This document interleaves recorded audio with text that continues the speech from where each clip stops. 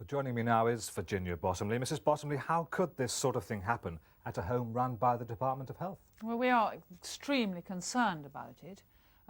She made the complaint when she moved to the other home, Glenthorne. We run the two homes for very difficult children, 70 children in all. She was then able to make the complaint.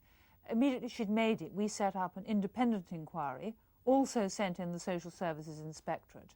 But we are, of course, very concerned, and that's why we've taken such immediate and firm action, suspending 3 of the top staff on pay whilst disciplinary inquiries are made, setting up an advisory group so that an independent element can oversee these homes, and also strengthening the accountability of the homes to the department.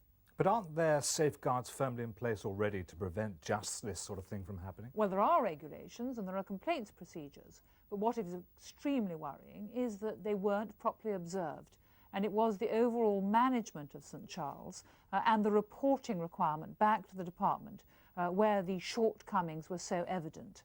The regulations had simply not been observed, and that's why we're so determined that there can't be any shilly-shallying. We had to step in at once and change the management.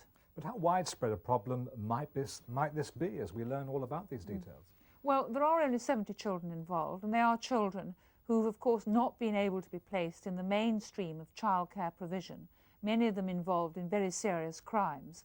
There haven't been other complaints of this nature, and the complaints procedure is, of course, available, and we're making sure that there's no misunderstanding about that.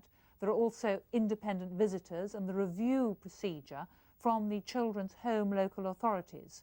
We have to be absolutely sure that the regulations are properly observed, and we take this matter very seriously.